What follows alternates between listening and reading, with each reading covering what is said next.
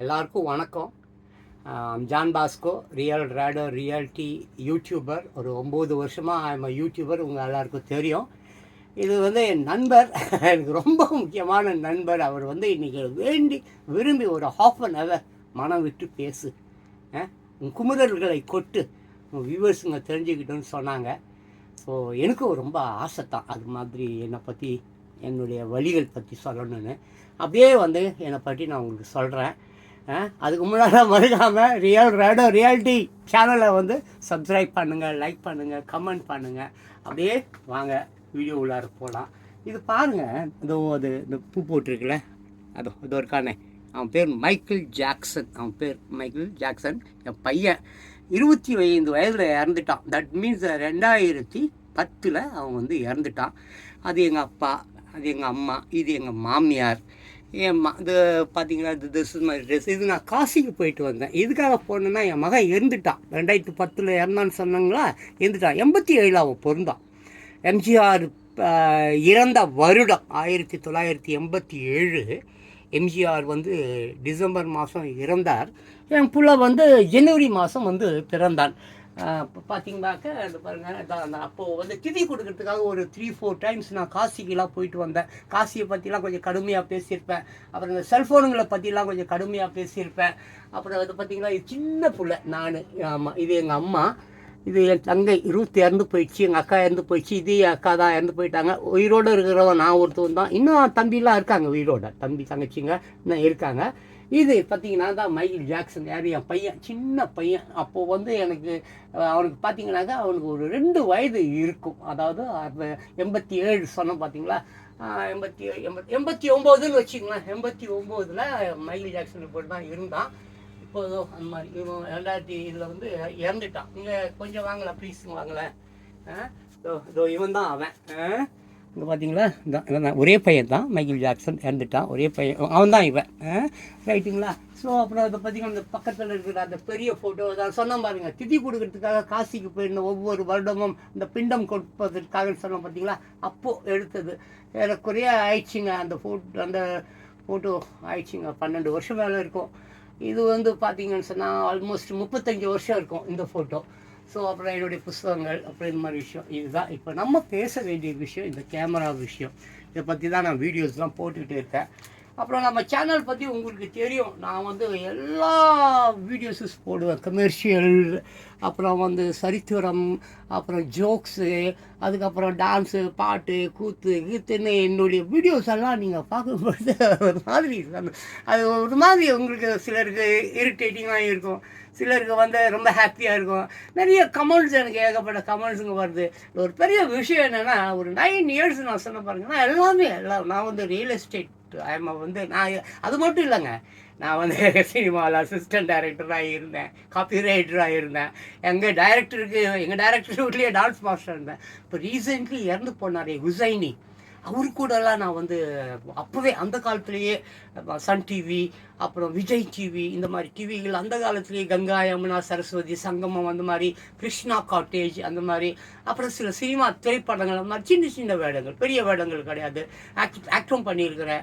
அப்புறம் நான் உங்களுக்கு தெரியும், அசிஸ்டன்ட் டைரக்டர். பேசிக்காக நான் நிறைய சீரியல் ஒர்க் பண்ணியிருக்கேன், நிறைய நடிகர்களுக்கு ப்ராம்ப்டிங் பண்ணியிருக்கேன்.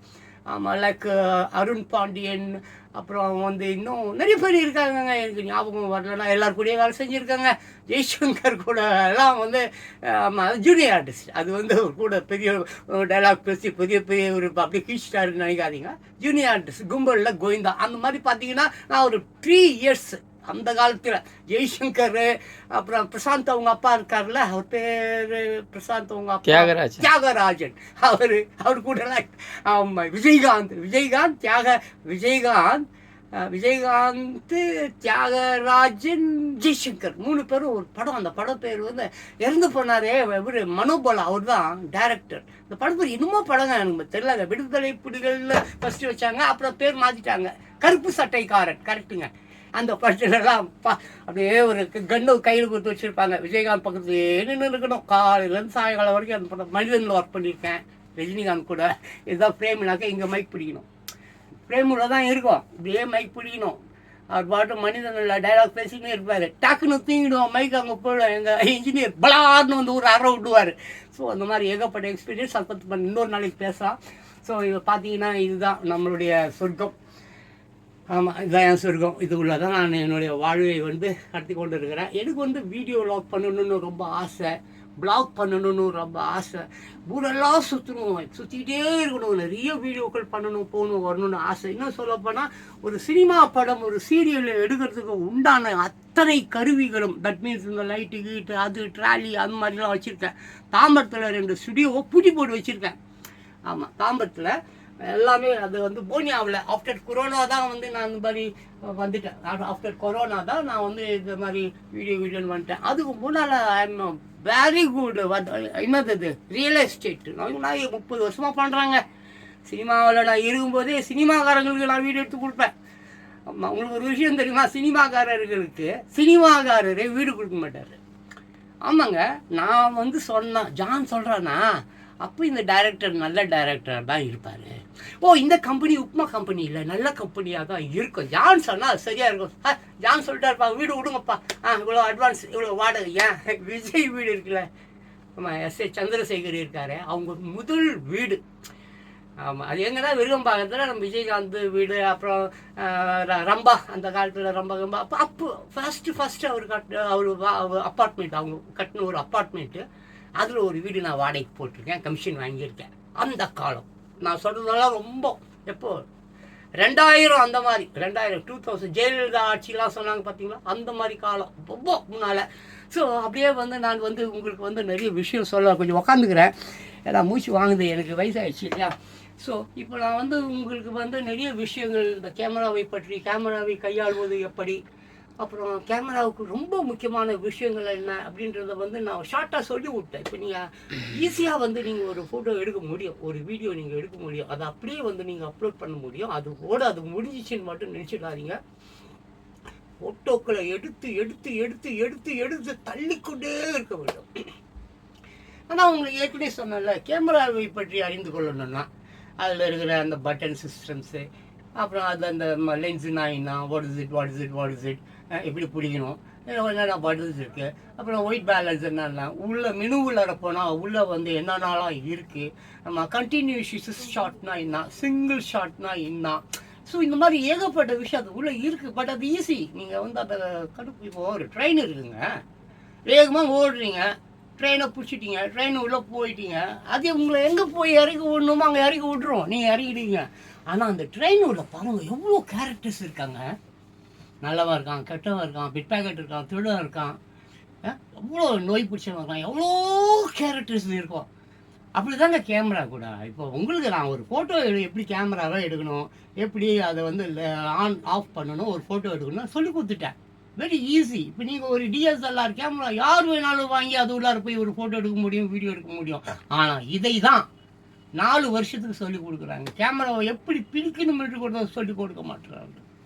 இதுக்கு அதனால ரொம்ப கஷ்டம், ரொம்ப கவலைப்படுவேன். நான் எவ்வளோ பேரை உருவாக்கி விட்ருக்கேன். என்கிட்ட வந்தவங்க எல்லாரும் 10 நாளில் ரெடி பண்ணி அவங்கள அனுப்பிச்சிடணும். அவங்க போய் 10 பேரை ரெடி பண்ணணும். அதுதான் என் ஆசை. ஒருத்தவங்களை வச்சு இந்த வக்கீல் ஒருத்தவங்க ஒரு கேஸ் கிடைச்சா போதும், 50 வருஷத்துக்கு அந்த கேஸையே வச்சு அவன் ஜெயிச்சு கொடுக்க மாட்டான். வாய்தா வாங்கி அவன் காலம், அவன் புள்ள காலம்னு சொல்லிட்டு அந்த பாவம் அந்த கேஸை தூக்கி இந்த கேஸை ஜெயிச்சு கொடுப்பாருன்னு சொல்லி வந்தார் பாருங்க. அவர் வந்து சாவர வரைக்கும் அவர் சொத்து கித்து பணம் மொத்தத்தையும் காலி பண்ணி அவனை ஓட்டாண்டி ஆக்கி ரோட்டுக்கு அனுப்பிச்சிடுவான் அந்த வக்கீல். அப்படி தான் எல்லாருமே, நாட் ஒன்லி வக்கீல், எல்லாத்துலேயும் சார்ந்தவர்கள் அப்படி தான் இருக்கிறாங்க. மியூசிக் ஆகட்டும், எவ்வளோ கல்வின்றான், காசை போய் கல்வி காசுக்கு விற்கலாமா? மியூசிக்ன்றான், குயில் காசாக கேட்குதுங்க, அழகாக கூகுது, காலங்காத்தால் 3:45 மணிக்கு காசு கேட்குதா? இல்லை, எது கேட்டாலும் காப்பி ரைட்டுன்றான். இங்கே நிறைய டேலண்ட்ஸ் இருக்காங்க, இளைஞர்கள், வாலிப பெண்ணுங்க எல்லாருமே எவ்வளோ கண்டுபிடிக்கிறாங்க. நம்ம இந்திய மக்கள் மாதிரி சிறப்பான மக்கள் உலகத்திலே கிடையாதுங்க. ஆனால் இங்கே இருக்கிற இந்த prime stream main stream video, main stream channels அதான் லைக் பெரிய பெரிய டிவியெல்லாம் இருக்காங்க இல்லைங்க, லைசன்ஸ்டு டிவி, அவங்கெல்லாம் வந்து அவங்களுக்காகவே அது வந்து வேலை செய்யுது. உண்மையான தகவல்கள் யாரும் பேப்பர் கூட கொடுக்க மாட்டேங்குது. எந்த பேப்பரும் உண்மையான தகவல்களை தரல. அதுக்கு தான் நான் அடிக்கடி சொல்வேன், நியூஸ் பேப்பர் நான் வந்து 6 ரூபாய்க்கு 7 ரூபாய்க்கு ஒரு பேப்பரை வாங்கின்னு வந்து எவ்வளோ நியூஸ்கள் 20,000 வீடியோ மேலே போட்டிருக்கேன். முக்கால்வாசி நியூஸ் தான் இருக்கும் அதில். இன்னைக்கு என்ன நடக்குது நம்மளை சுற்றி, அதுதாங்க நமக்கு முக்கியம். இப்போ நான் வேலைக்கு போனாதாங்க எனக்கு சோறு. நான் வந்து சேரன் சோழன் பல்லவனை பற்றி பேசி கொண்டிருந்தால் சேரனும் சோழனும் பல்லவனும் வந்து எனக்கு சோறு தருவாங்களா? நான் அதுக்காக தான் சில நேரத்தில் கடுமையாக பேசிடுறேன். சில நேரங்களில் அந்த ஃப்ளோவில் வந்து திட்டி விட்டுடுறேன் எல்லாரையும். But I'm sorry, I'm really அதுக்காக நான் வருந்துவேன். அப்புறம் ஐயோ என்னடா அப்படி சொல்லிட்டுமே போயிட்டுமே வந்துட்டுமே. சரி ரைட்டு ஓகே, ஃப்ளோவில் தானே. நான் ஒரு ஒரு தாத்தா ஸ்தானத்தில் இருக்கிறவன். தா தா தா தா மீன்ஸ் வாட்? தாத்தா தாத்தா தா தாத்தா தா, அதுதான் தா தா தா. புரியுதுங்களா? தரக்கூடியவனாக இருக்கணுங்க. பைபிள் சொல்லுது, கொடுப்பவனாக பெருப்பவனாக இருக்காது, ஏந்திரவனாக இருக்காது. ஏந்திரது மீன்ஸ் வாட்? பிச்சை வாங்குறது. பட் கொடுப்பவனாகி கொடு, தா, அவருக்கு தந்து விடு, இவருக்கு தந்து விடு, அவருக்கு தந்து விடு, தா தா. அதான் தாத்தா. இந்த தாத்தா மாடர்ன் தாத்தா தான். இந்த மாடர்ன் தாத்தா எப்படி எல்லாரும் மாடர்னாக இருக்கணும், என்ன மாதிரி இருக்கணும்னு நான் ஆசைப்படுறேன். இதே மாதிரி எல்லாரும் ஆசைப்பட்டாங்க. நான் தான் ஒன்றும் புதுசாக ஒன்றும் வந்து எதையும் சொல்லலை. இதுக்கு முன்னால் கோடிக்கணக்கான சிந்தனையாளர்கள்லாம் வாழ்ந்திருக்காங்க. பாரதியை சொல்ல முடியாதா? பாரதி எப்பேற்பட்ட ஒரு மனிதன். திருவள்ளுவர், சாக்ரட்டிஸ், அவருடைய சிஷியர்கள் எவ்வளோ பேருங்க.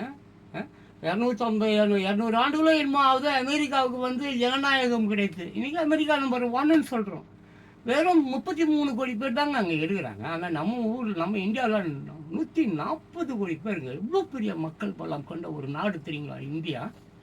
ஆனால் எந்த ஒரு வளர்ச்சியும் இல்லாமல் இருக்குது. மெயினாக பிள்ளைங்க, இளைஞர்கள், அவங்க பாவம். கல்யாணம் கட்டுறாங்க, ஆனால் தங்கத்துக்கு வீடு இல்லை, வாடகை கொடுக்குறாங்க, வாடகை கொடுக்க முடியல, வேலை இல்லை. பாவம் அப்படியே வந்து அந்த வேலை இல்லாததுனால மனம் சுருங்கி. ரெண்டாவது இன்னைக்கு டெக்னாலஜி ஐயோ போயிடுச்சு. வாலிப பசங்களும் இளைஞர்களும் வந்து பயப்படுறாங்க. ஐயோ என்னடா எல்லாம் ரோபோவை அடிக்க விட்டாங்களே, எல்லாம் ரோபோவுடைய ஆட்சி தான் இனிமேல் இங்கே நடக்குமா? அப்போது நமக்கு வேலை கிடைக்காதா? இதே ரோபோ தானா? ரோபோ சொல்கிறது தான் நம்ம கேட்கணுமா? என்னமோ சாட் ஜிபிடின்றாங்க, அப்புறம் ஓப்பன் ஐன்றாங்க, என்ன ஆர்டிஃபிஷியல் இன்டெலிஜென்ஸுன்றாங்க, அப்புறம் சீனாவுடைய டீப் சீக்குன்றாங்க. அவ்வளோ சாஃப்ட்வேர்ஸ், விக்கிபீடியா, அந்த பீடியா, இந்த பீடியா. யோயோ மக்கள் எதையா படிப்பான்? ஏற்கனவே பாவம் தமிழே சரியாக தெரியாத இந்த மக்கள் எங்கே போவார்கள்? இப்போ அமெரிக்கா, லண்டன் போன்ற அங்கெல்லாம் ஏகப்பட்ட பிரச்சனை, பயங்கரமான பிரச்சனை. சுனாமி, நிலநடுக்கம், அது இது, சுழல் காற்று, எப்பா மக்கள் தினம் சண்டை, போர், 3ஆம் உலகப் போர் ரெடியாக இருக்குது. எப்போ வேணாலும் 3ஆம் உலகப் போர் வந்துடும். இப்படிப்பட்ட ஐயோ காசாவெல்லாம் ரொம்ப கொடுமைங்க. காசாவெல்லாம் பாவம், கால் கைகள் இல்லாமல் குழந்தைகள் டெய்லிப்பா. குழந்தைகள் பாவம் என்னங்க செஞ்சாங்க? அந்த குழந்தைங்கள்லாம் சாகுது சண்டையில்.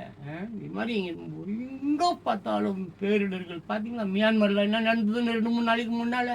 இன்னைக்கு தோண்ட பிணம் வந்து கொண்டே இருக்கிறது என்று கூறுகிறார்கள். இப்போ மனசு ரொம்ப கவலைப்படுது. அப்படி இருக்கும்போது நம்ம பிள்ளைங்க பார்த்தா என்ன செய்யுது? பாட்டு போகுது, எங்கே போகுதுன்னு தெரியல. வேகமாக போகுது, வேகமாக வருது, கனாமுனான்னு போய் குடிக்குது, கனாமுனான்னு கஞ்சா விற்குது, கனாமுனான்னு கஞ்சா போடுது. ரொம்ப கஷ்டமாக இருக்குங்க இது பார்க்கும்போது. இந்த நிலை வந்து நீடிக்கக்கூடாதுங்க. 2026 மிகப்பெரிய ஒரு மாற்றம் இருக்கிறதுன்னு கட்சிக்காரர்கள் எல்லோருமே சொல்கிறாங்க. நிறைய கருத்துக்கள், கணிப்புகள் போய்கொண்டு இருக்கிறது. ஆமாம், பிரதம மந்திரி கூட வந்து இப்போது சேஞ்ச் ஆக போகிறாருலாம் சொல்கிறாங்க. அவருக்கு பதில் அந்த இந்துத்துவாவில் இருக்கிறார், அவர் பேர் என்னமோ, அவர் வருவார் அப்படின்ட்டாங்க. என்னென்னமோங்க. ஆமாம், அந்த பக்கம் முஸ்லீம் நாடுகளில் ரம்ஜான் கூட கொண்டாடக்கூடாது அப்படி. இந்த நாக்பூர் ஒரு பிரச்சனை இப்போ நடந்ததில்ல, கலவரம். நேற்று கூட நம்ம பிரதம மந்திரி அந்த RSS தலைமையகம் இருக்கிற அந்த ஊருக்கு போயிட்டு வந்தார். ஸோ என்னமோ நடக்குதுங்க நம்மளை சுற்றி. மிகப்பெரிய ஒரு கார் இருள்னா என்னன்னு தெரியுதுங்களா? ஒரு மிகப்பெரிய கரும் மேகம் நம்மளை அப்படியே சூழ்ந்து வந்து கொண்டே இருக்குது. அதனால இளைஞர்களை, வாலிப பெண்களை தயவு செஞ்சு கொஞ்சம் விழிப்புணர்ச்சி உங்களுக்கு வேணும். ஒரு மனுஷன்லாம் கண்டிப்பாக அந்த ஒரு விழிப்புடன் இருக்க வேண்டுங்க. அப்படி உயிர்ப்புடன் இருக்க வேண்டுங்க. அப்புறம் ஒரு உணர்தல் வேண்டுங்க. உணர்தல் நம்ம தொட்டாது பாருங்க தெரியுது, ஐயோ நான் தான் தொடுறேன் தெரியுது. உணர்ச்சிகள், அந்த விழிப்பு, அந்த உணர்வு, அந்த உயிர் உள்ள உணர்வு. ஏங்க இப்படி நடமாடும் ஜடம் பிணம் இன்னும் சொல்லுவாங்க, நடமாடும் பிணமா ஜடம் ஜடம் அப்படி சொல்லுவாங்க, என்ன சொல்லுவாங்க இந்த மாதிரி ஜடம் நடமாடும் பிணம் தான் ஜடம், நடமாடும் ஜடமா பிணமா என்னன்னு சொல்லுங்க. இன்றைக்கி எல்லாரும் அப்படி தான் இருக்காங்க. அதெல்லாம் மாறணும். கொஞ்சம் தயவு செஞ்சு பாருங்கள், என்னுடைய வீடியோலாம் பாருங்கள். நான் நிறைய அந்த உங்களுக்கு கேமரா பற்றிலாம் சொல்லியிருக்கிறேன். எடிட்டிங் பற்றி உங்களுக்கு என்ன வேணும்னாலும் அடோப் ப்ரீமியர் ப்ரோவில் ஏகப்பட்ட விஷயம் உங்களுக்கு வந்து நான் கற்றுக் கொடுக்குறேன். வேணா அது உள்ளார நான் போகிறேன், பார்க்குறீங்களா? உங்களுக்கு விருப்பம் இருக்கா? உங்களுக்கு விருப்பம் இருக்குன்னா ஆயில்கோ. சரி பாருங்கள் சார், அடுத்த வீடியோவில் போடுங்க. அடோப் இப்போ வேற ஏதாவது கேளுங்க, சொல்கிறேன். அவ்வளோதான். அடுத்த வீடியோவில் அந்த அடோப் ப்ரீமியர் ப்ரோ பற்றி சொல்லுங்கள். ஓகேவா? நம்பர் கேட்டாரு உங்களுக்கு, நீங்கள் கேட்டு அது சிங்கிள் வீடியோவாக போடுங்க சார். அதில் பதிவாயிருக்கா? ஆமாம். ஓகே. அப்போ என் நண்பர் கேட்டிருக்காரு. என்ன சிங்கிள் வீடியோ. ஆமாம், என் நண்பர் பேர் சந்துரு, உங்களுக்கு தெரியும். நாங்கள் 2 பேரும் சேர்ந்து ஏகோப்பட்ட அந்த சென்னை விளாக்ஸ்லாம் இருப்போம், பார்த்துருப்பீங்க. நிறைய பேர் கமெண்ட்லலாம் வாரிங்க, அந்த உலகை வெள்ளவா படம் என்னாச்சு, அவர் சந்துரு என்ன பண்ணுறாரு போகிறாரு வர்றாருலாம் கேட்குறீங்க. பட் அதுக்கு உண்டான பதில் இப்போ இல்லை, ஆனால் இருக்குது. அது எப்போ சொல்லணுமோ அப்போ நம்ம கண்டிப்பாக சொல்லுவோம். அதுக்கு முன்னால் வந்து உங்களுக்கு வந்து சில நல்ல விஷயங்களை நான் வந்து சொல்ல கடமைப்பட்டிருக்கிறேன். தட் இஸ் அதுதான் அந்த எடிட்டிங் விஷயம். ரொம்ப குயிக்காக நான் அப்படி ரெடி பண்ணுவேன். ரெடி பண்ணுறது தான் நான் வந்து என் வேலை. ஒருத்தவங்களை வச்சு கடைசி வரைக்கும் அவங்கள போட்டு கொழுப்பி இல்லை. ஆமாம், புரியுதுங்களா? ஏங்க ஒரு மனுஷன் இருக்கா வாங்கிங்களேன், அவனுக்கு நீங்கள் ஒரு 10 ரூபா கொடுக்குறீங்க, இல்லை ஒரு 100 ரூபா கொடுக்குறீங்க, இல்லை ஒரு 1000 ரூபா கொடுக்குறீங்க. அது அவள் தாங்க அப்படி செலவு பண்ணிட்டு போயிடுவான். ஆனால் அதுவே அவனுக்கு ஒரு தொழிலை கற்றுக் கொடுங்களேன். ஒரு தொழிலை நான் இந்த ஆள் தான் ஏன் சொல்லி கொடுத்தான், அப்படி ஒரு தொழில், அதுவும் குயிக்காக காசு வாங்காமல். காசு வாங்கிக்கிட்டு நீங்கள் சொல்லிக் கொடுக்குற எந்த ஒரு கலையும் பெருமை அடையாது, முழுமை அடையாது. சரித்திரங்கள்லாம் படித்து வச்சுருப்பீங்க. நிறைய பேர் நல்லா கற்றுக் கொடுப்பாங்க. கற்றுக் கொடுத்துட்டு கட்டை வரல வெட்டிக்கிற கதைகள்லாம் இருக்குது, புராண கதைகள் இருக்குது. யாரும் வில் விதைக்காரன் ஒருத்தனுக்கு அந்த மாதம் செம்மையாக கற்றுக் கொடுத்துருக்கிறாரு. செம்மையாக அவன் தான் நம்பர் 1 வில் வித்தைக்காரன் சொல்லி கற்றுக் கொடுத்துட்டு கடைசியாக வந்து அது அந்த அவனுங்க என்ன தெரியுமா பண்ணுவானுங்க, இந்த மாஸ்டருங்க இருக்காங்கல்ல, குருன்றீங்களே, அவன் குரு இல்லைங்க, உருவாங்க. உங்ககிட்ட இருந்து எல்லாத்தையும் உருவிடுவான். அவன் குரு இல்லை. குருன்னா எவனையும் மதிக்காத. குருனா அப்பா அம்மா, அவங்க தான் இந்த உலகத்துக்கு உன்னை அறிமுகம் பண்ணவர்கள். புரியுதா? வேற யாரும் உன்னை இந்த உலகத்துக்கு அறிமுகம் பண்ணியிருக்க முடியும்? அப்பாவும் அம்மா தான். அதுக்கப்புறம் தான் குரு, அதுக்கப்புறம் தான் கடவுள். மாதா பிதா குரு தெய்வம். அந்த குருவையும் விட்டுடு, தெய்வத்தையும் விட்டுடு, மாதாவையும் பிதாவையும் தொழு. நான் இன்ன வரைக்கும் என் அப்பா அம்மாவை அப்படி தான் பார்க்குறேன். கடவுள் தான் அவங்க, அப்படி தான் நான் பார்க்குறேன். அதுக்காக தான் நான் கண்ணா முன்னான்னு பேசி விட்ருவேன். என் வீடியோலாம் பார்த்தீங்கன்னா கண்ணா முன்னான்னா அந்த ஆள் திட்டுறான். எனக்கு திட்டுற வயது இருக்குது, எனக்கு அனுபவம் இருக்குது, எனக்கு படிப்பு இருக்குது. நான் திட்டலாம், நான் புத்தி சொல்லலாம், எல்லாரும் சொல்லலாம், தப்பு இல்லை. ஆனால் அந்த தகுதியை அவர்கள் வளர்த்துக்கணும். யாரும் இந்த உலகத்தில் பெரிய புத்திசாலியும் இல்லை, முட்டாளியும் இல்லை, யாரும் ஏழையும் இல்லை, பணக்காரனும் இல்லை, யாரும் எல்லாம் அறிந்தவனும் இல்லை, அறியாதவனும் இல்லை, எல்லாம். ஆமாம், ஆண்டி அரசன் எல்லாம் ஒன்று தாங்க. ஆண்டி அரசன், ஆண்டின்னா யார்? பிச்சைக்காரன். அரசன் எல்லாரும் சோறு தின்னா தாங்க வாழ்வு. ஆமாம், அரசர் மட்டும் என்ன அப்படியே சோறு ஆகாசத்துலேருந்து அவர் வாயுக்குள்ளே போயிட்டு அவரும் கையில் தான் எடுத்து சாப்பிட்ணும். பிச்சைக்காரனும் கையில் தான் எடுத்து சாப்பிட்றான். ஆமாம், நான் அரசன்டா, நான் உட்காந்துருக்கிறது தங்கச்சி, நான் சாப்பிடவே தேவையில்லை, அப்படியே நான் ஆமாம் ஒழுத்துட்டு ஒரு டயரை ஒருத்தர் தூக்கி வச்சுன்னு இருப்பானே, ஒரு விளம்பரம் ஒன்றை பார்த்துருக்கேன், டன்லப் டயராக அப்படி தூக்கி வச்சுன்னு இருப்பான். அதெல்லாம் சும்மா அதெல்லாம் ஜோக்கு. ஆமாம், நான் கிராஃபிக்ஸ்லாம் கற்று வச்சுருக்கிறேன், நிறைய விஷயம் கற்று வச்சுருக்கிறேன். எல்லாம் நான் உங்களுக்கு போக போக போக போக போக அந்த ஆமாம் அடோப் ப்ரீமியர் ப்ரோ சாஃப்ட்வேர், அது சாஃப்ட்வேர் பேர். நிறைய எடிட்டிங் சாஃப்ட்வேர் இருக்குது. ஃபிலிமரோ இருக்குது, ஆவிட் இருக்குது, அப்புறம் ஃபிலிம் கட் ப்ரோ. ஆமாம், சினிமாவுக்கெல்லாம் பண்ணுறாங்கல்ல, ஃபிலிம் கட் ப்ரோ, அது ஒரு எடிட்டிங் சாஃப்ட்வேர் தான். ஏகப்பட்ட சாஃப்ட்வேர் இருக்குது. பட் நான் மறுபடியும் சொல்கிறேன், செல்ஃபோன்ஸ் என்பது கம்யூனிகேஷன்ஸ்க்கு தான். என்னடா அவ்வளோ செல்ஃபோன் இருந்தாலும் வச்சுன்னு இருக்கிறான், ஆனால் நம்மளை வந்து செல்ஃபோன்ஸில் ஃபோட்டோ எடுக்கக்கூடாது, செல்ஃபோன்ஸில் வீடியோ எடுக்கக்கூடாது அப்படின்னு திட்டுறானே அப்படின்னு நீங்கள் நினைக்கலாம். அதுக்கு காரணம் இருக்கிறது என்னென்னா, செல்ஃபோனில் வந்து பேசிக்கொண்டே ட்ரெயின் மோதி சாகுறாங்க. செல்ஃபோனில் நான் செல்ஃபி எடுக்கிறேன்னு சொல்லிட்டு ட்ரெயின்லேருந்து இப்படி எட்டி பார்க்குறான், போஸ்ட் அடிச்சு சாகுறான். நான் கண்கூடாக பார்க்குறேன், தினம் பார்க்குறேன். ஆமாம், தினம் செல்ஃபோனில் செல்ஃபி எடுத்துக்கிறேன், வீடியோ எடுக்கிறேன், ஃபோட்டோ எடுக்கிறேன். நான் வந்து சோஷியல் மீடியாவில் நான் அப்லோடு பண்ண போகிறேன், ரீல்ஸ் போட போகிறேன், ஷார்ட்ஸ் போட போகிறேன்னு சொல்லிட்டு ரொம்ப பேர் கண்ணு எதிர்க்க சாகுறாங்க. ஒரு மோட்டர் சைக்கிளில் போகிறீங்க, ஒரு ஃபோன் வருது, ஒரு ஓரமாக நின்று அந்த ஃபோன் எடுத்து பேசுனா என்ன, அப்படியே பேசின்னு போகிறேன். அப்படியே போய் ஒரு கிளவி பாவம் நடக்க முடியாமல் ரோடு கிராஸ் பண்ணிட்டு அதை அடித்து தூக்கி விட்டு போகிறேன். அதெல்லாம் தான், அதுக்காக தான் நான் சொல்கிறேன், cellphone it's a good one தான், செல்ஃபோன் தப்பு இல்லை. தட் இஸ் எதுக்காக? ஆமாம், ஒருத்தர் கால் பண்ணுறாரு அவர் கூட பேசுகிறதுக்கு. ஆமாம், ஒருத்தர் நீ அவசரம் தான் ஒருத்தரை கூப்பிட வேண்டியிருக்கு, ஒரு டாக்டரை கூப்பிடணும், இல்லை ஒரு போலீஸ்காரை கூப்பிடணும், இல்லை ஒரு ஒரு ஊர் பற்றிக்கிச்சு, அப்போ வந்து உங்களுக்கு அந்த வடிசைட்டு அவங்க பேருங்க அந்த தீயணைப்பு அவர்களை கூப்பிடணும். அதுக்கு தாங்க ஃபோன். மற்றபடி இந்த செல்ஃபோன் இந்த செல்ஃபி எடுத்துக்கிறதுக்கு அதுக்கெல்லாம் ஃபோன் இல்லை. அதனால தான் டிஎஸ்எல்ஆர் தான். புரியுதுங்களா? எவ்வளோ கேமரா மேஜிக் எல்லாம் வந்துச்சு. அப்புறம் அந்த கெனான் மார்க் 2, மார்க் 3, மார்க் 5 இதெல்லாம் கூட இருக்குது. போனாலும் சினிமா படம்லாம் எடுத்திருக்காங்க. ஸோ நான் என்ன சொல்ல வரேன், ப்ரொஃபஷ்னல் ஆகட்டும், இல்லை நிறைய ஃபோட்டோகிராஃபர்ஸ் இருக்கிறீங்க, நிறைய. ஆமாம், ட்ராவலிங் ஃபோட்டோகிராஃபர், அப்புறம் வைல்ட் லைஃப் ஃபோட்டோகிராஃபர், அப்புறம் வெட்டிங் ஃபோட்டோகிராஃபர், அப்புறம் அந்த ஈவெண்ட் ஃபோட்டோகிராஃபர், எவ்வளவோ ஃபோட்டோகிராஃபர்ஸ் இருக்காங்க. அவர்கள் தகுதிக்கு ஏற்ற மாதிரி நீங்கள் ஃபோட்டோவை எடுத்து தள்ளிக்கொண்டே இருக்க வேண்டும். அம்மா ஒரு ஃபோட்டோவை எடுத்துட்டு அந்த ஃபோட்டோவை எடுத்துகிட்டு ஃபோட்டோஷாப்பில் வச்சுட்டு டிசைன் இது உள்ளார போயிட்டு அப்படி நீங்கள் வந்து அது பண்ணால் அது இட்ஸ் நாட் குட். ஏன்னா அந்த காலத்தில் யாஷிகா நம்ம பழைய காலத்துலலாம் பாருங்கள், வெறும் பிளாக் அண்ட் ஒயிட் கேமராவில் எடுத்துருப்பாங்கங்க சில ஃபோட்டோஸ். அதெல்லாம் அவார்டு வாங்கியிருக்குது, நான் பார்த்துருக்கேன் அந்த மாதிரி புத்தகங்களில். வெறும் பிளாக் அண்ட் ஒயிட் கேமரா, தலையில் ஒரு கருப்பு துணியெல்லாம் போத்திங்கன்னா அது உள்ளே பூந்துப்பான், அது உள்ளே பூந்துக்கிட்டு அப்படியே இந்த கண்ணு மட்டும் தெரியும், அப்படியே எடுப்பான்.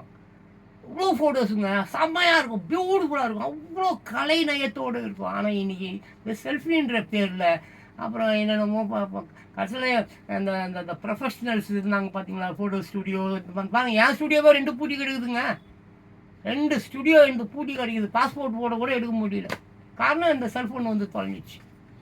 இதனால தான். இது கூட ஒரு பெரிய விஷயம். நான் ஏன் செல்ஃபோன்ஸ் எல்லாம் திட்டுறேன் உங்களுக்கு தெரியுமா? இந்த செல்ஃபோன்ஸ் எப்போ வந்ததோ அப்போவே செக்ஸ் வீடியோக்கள் தானாகவே வர ஆரம்பித்து விட்டது. அவன் இருட்டுன்னு ஒரு இடம் இருந்தால் போதும், பெட்ரூம்னு ஒரு இடம் இருந்தால் போதும், 10க்கு 10 ரூம்னு ஒரு இடம் இருந்தால் போதும், அங்கே துணி இல்லாமல் துணியாவது போட்டுட்டு அவளும் இவளும் சேர்ந்துருக்காங்கன்னா அந்த வீடியோ எடுக்க வேண்டியது, அதை வந்து போட்டுட்டு ஏதோ பண்ண வேண்டியது. ஸோ ஆனால் கேமராவில் அது நடக்காது. கேமரா காலத்தில் யோசிச்சு பாருங்க, கேமரா காலத்தில் எங்கேயாவது இந்த அளவுக்கு இந்த செக்ஸ் வீடியோக்கள் இருந்ததா? இல்லை, எனக்கு கண்டுபிடிச்சிடுவாங்க. சரி, எனவே மை டியர் பியூட்டிஃபுல் பீப்பிள்ஸ், அடுத்தடுத்து நான் உங்களுக்கு வந்து இந்த சாஃப்ட்வேரில் போய் எப்படி எடிட் பண்ணுறது, இன்னும் கேமராவில் விடுபட்ட விஷயங்கள் இந்த மாதிரி நிறைய இருக்குது. நீங்கள் கேள்விகளாக கேளுங்க, கமெண்ட் பாக்ஸில் கேளுங்க. ஏன்னா தாத்தாவுக்கு மருதி 62 வயசாச்சு. ஸோ எல்லாத்தையும் நான் கரெக்டாக சொல்லியிருக்கிறேன்னா எனக்கு தெரியாது. எனவே நான் அந்த வீடியோ நான் முடிச்சுக்கிறேன். இதுக்கு மேலே வந்து உங்களுக்கு ஏதாவது நீங்கள் கேட்குறீங்கன்னா அதுக்கேற்ற மாதிரி நான் எதாவது பண்ணுறேன். எனிவே வீடியோ தயவு செஞ்சு கொஞ்சம் பாருங்கள். 20,000 வீடியோ இருக்குதுங்க, 20,000 வீடியோ இருக்குங்க. போய் கிண்டி விடுங்க, கிளறி விடுங்க, யாரோ பார்த்துமேங்க. நல்லதோ கேட்டதோ நான் ஷேர் பண்ணி விடலையா? எத்தனை பேர் வீடியோ யார் எப்படி இருக்குதுன்னு கூட உள்ளே கூட போக மாட்டேங்க. அப்படியே ஷேர் பண்ணி விட்டுருக்கோம். ஏங்க எனக்கு இருக்கிற அந்த நல்ல எண்ணம் உங்களுக்கு இல்லை? நீங்கள் லைக்கெல்லாம் போடாதீங்க, அப்படி சும்மா தள்ளி விடுங்க. நல்லதோ கெட்டதோ எவனோ பிடிச்சா பார்க்க போகிறான், பிடிக்கலையா தள்ளி விட்டுட்டு போகிறான். காசாக பணமா சோஷியல் மீடியா, அவ்வளோதான். பிடிச்சா அவன் நம்மளை வச்சுக்க போகிறான், இல்லையா ஸ்ட்ரைக் கொடுத்து தூக்கி விட போகிறான். That's all. புரியுதுங்களா? சேனல் இல்லைங்க, யூடியூப்போ எந்த டியூப்போ பிடிக்கிற வரைக்கும் வச்சுக்க போகிறான், பிடிக்கலையா ஒரு ஸ்ட்ரைக்கை கொடுத்து தூடா பிளாக் பண்ணாலும் பிளாக் பண்ண போகிறான், அவ்வளோதான். பட் ஏதோ நல்லவர்கள் 4 பேர் கருத்து சொல்லுங்கள். இந்த உலகில் வந்து கருத்து ரொம்ப முக்கியம். உங்களை மாதிரி உள்ளவர்கள் வருங்கால சந்ததியினருக்கு, உங்கள் பிள்ளைகளுக்கு, வாலிப அந்த பாப்பா குட்டி பேரன் பேத்திகளுக்கு முக்கியமாக அறிவு தேவைப்படுது. அவர்களுக்கு அறிவு புகட்டக்கூடிய வாத்தியாராக இருங்க, டீச்சர்ஸாக இருங்க, ரொம்ப முக்கியம். ஏன்னா நிறைய பேர் நான் சொல்லுவாங்க, ஏங்க உங்களுக்கெல்லாம் சொல்கிறதுக்கு ஆள் இருந்தாங்கங்க, எங்களுக்கு சொல்லறதுக்கு ஆள் இல்லைங்க. அதனால நாங்கள் இப்படி கெட்டு போயிட்டோம். அப்படி வந்து ரொம்ப பேர் கவலைப்படுவதை நான் பார்த்துருக்கிறேன். அதனால தயவு செய்து எல்லோரும் கருத்து சொல்லுங்கள். சோஷியல் மீடியா இருக்கிறது, உங்கள் கையில் எல்லார்ட்டையும் ஃபோன் இருக்குது. ஒரு சின்ன ஷாட்டு, தினம் ஒரு தகவல் மாதிரி நல்ல நல்ல விஷயத்த மக்களுக்கு சொல்லினே இருங்களாங்க. அது ரொம்ப நல்லதுங்க. புண்ணியம் புண்ணியம். இயற்கை உங்களை கையெடுத்து கும்பிடும். நீங்கள் இந்த மாதிரி நல்ல நல்ல விஷயம்லாம் பண்ணும்போது மக்களுக்கு பிடிக்குதோ பிடிக்கலையோ இயற்கைக்கு உங்களை ரொம்ப பிடிச்சிடும். ஒரு நிலநடுக்கம் வருதுன்னு வச்சுங்களேன், அந்த தப்பான நிலநடுக்கம் தூக்கின்னு போயிடும், உன்னை காப்பாற்றி விட்டுரும். அதுக்காகவாது தயவுசெய்து எல்லோருக்கும் கருத்து சொல்லுங்கள். Okay, thank you. அடுத்த வீடியோவில் பேசுகிறேன். முடிச்சு வாங்க.